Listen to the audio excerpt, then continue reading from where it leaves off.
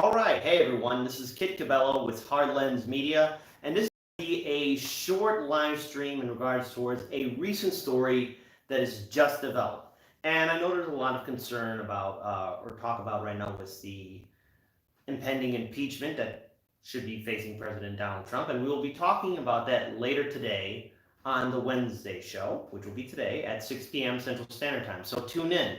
But here's a major recent development that has just happened, and it just goes to show you why Bernie Sanders is once again the leading candidate and the person who should get the nomination for the Democratic Party. Of course, the DNC establishment, since they're bought and sold by Wall Street, big banks, corporations, and millionaires and billionaires, they're going to turn a blind eye to this. But again, Bernie Sanders proves that he is a leader and he is someone who will fight aggressively for progressive policies and, more importantly, making sure that we have a reformed political system that's going to work for all of us, just not the top 1%.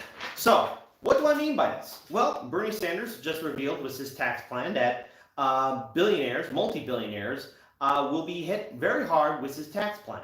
Now, of course, for a long time, under this current neoliberal system that we have, the top 1% have been enjoying tax cuts under not only Republican administrations, but Democratic administrations. Because again, thanks to Citizens United and McCutcheon's decision, where money is speech and corporations are people, they get to have all the benefits and tax cuts and relief. They basically have corporate socialism, while the rest of us are left holding the bag. So Bernie Sanders' basic tax plan will impact a lot of the multi-billionaires. So take, for example, Jeff Bezos of Amazon, also the same owner of the Washington Post, where democracy dies in darkness, could run into a $9 billion bill every year. Now again, it's very important to note that Amazon, being a multi-billion-dollar corporation, they pay zero in taxes. Now, if any of you did that, you'd be hit pretty hard with the full extent of the American law.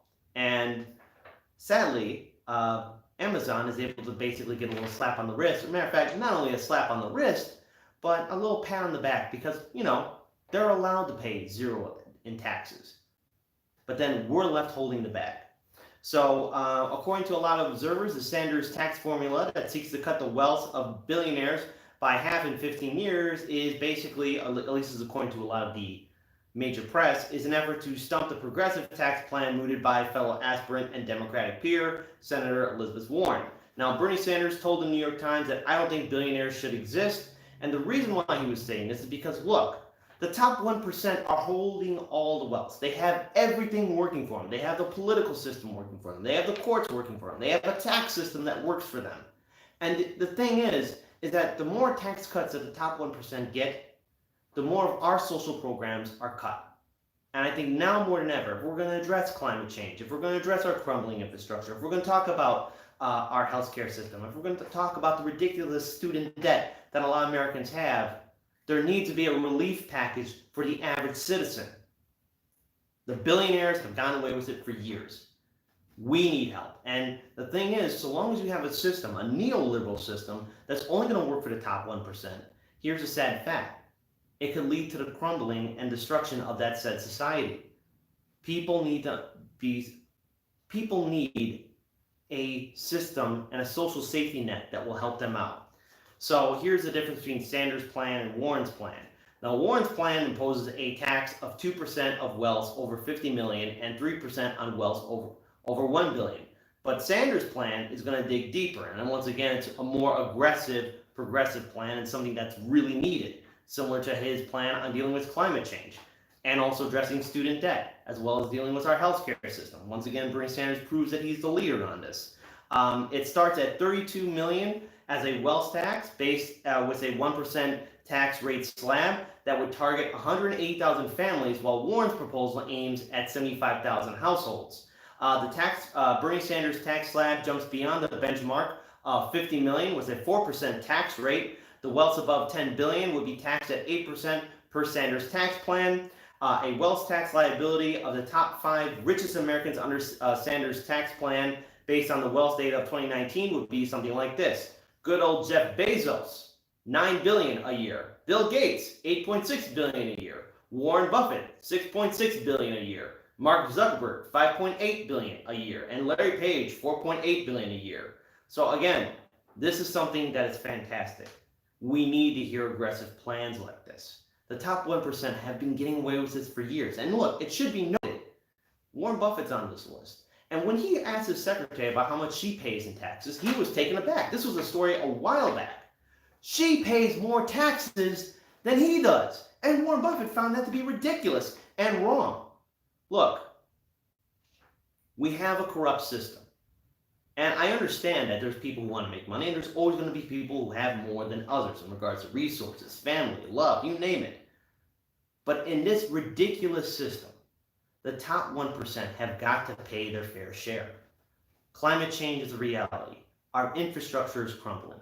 There's a lack of jobs. There's a lack of social safety net programs. There's a lack of benefits for people who are just struggling to get by. There's a lack of resources to help working class Americans. Student debt is a reality, and it's a form of unforgivable debt. Bernie Sanders is calling to pardon that. Same thing with medical debt. And same thing too, we need to have single payer health care. But in order to do this, the top 1% need to be held accountable and do the patriotic thing, and that is get involved and pay their fair share in taxes. Look, it shouldn't be where Amazon or Warren Buffett or Jeff Bezos are basically paying zero in taxes or paying something that is ridiculous in comparison to their employees. We're the ones left holding the bag. We're the ones that are always going to be left paying more in taxes. And that's unfair. And no wonder people are upset. No wonder people were upset in 2016. And look, let's face it, there's a lack of jobs here in the United States. And at least according to a lot of the experts, the stock market's doing great. But is it doing good for the average American? And the answer is no, it's not. And now there's all this talk about an impending recession. But let's be real, it could be a real depression. For a long time, the political system has been kicking the can down the road in regards to dealing with Wall Street and her risky investments. If something bad were to happen, and there's talk about it happening, we're looking at a potential economic collapse internationally. And how's that going to impact the average American? They're going to lose their home, their job, their family, everything. But the top 1% are going to get away with it, just like they got away with it in 2008.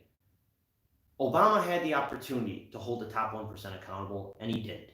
Now, Bernie Sanders' plan is aggressive, and corporate media is going to attack it and take it apart and say that it's unfeasible and it's not real and that we should look at the other Democratic candidates' plans. But let's face it, this is an aggressive plan that is needed. No one else is going to push this kind of strong progressive policy. None of the other candidates are going to do that. Only Senator Bernie Sanders. If we want leadership, if we want real change, Bernie Sanders once again proves that he's the leader and he has what it takes to really hold this system accountable. If we don't have a strong progressive candidate like Bernie Sanders taking on President Donald Trump, if we have a centrist Democrat, then be prepared for another 4 years of President Donald Trump. Or if we get a centrist Democrat as the president, be prepared for more of the same, more neoliberal corporate soup. And people wonder why we got Trump in the first place. This is why we have to get involved in this 2020 election cycle. This is why more than ever we have to talk to our friends, our family, our neighbors to really get involved, register to vote, and more importantly, for this Democratic primary, know the rules and regulations of your state's primary. The DNC establishment will do whatever it can to rig this primary.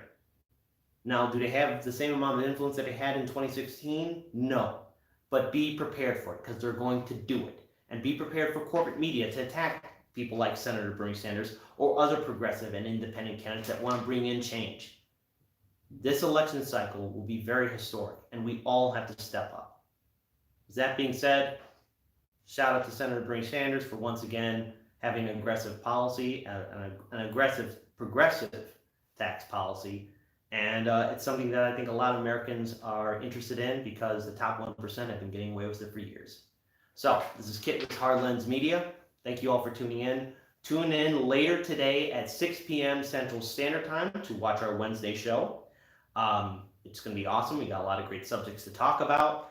And if you support independent media, please support us on Patreon. Your support will be the main heart and backbone to everything that we do.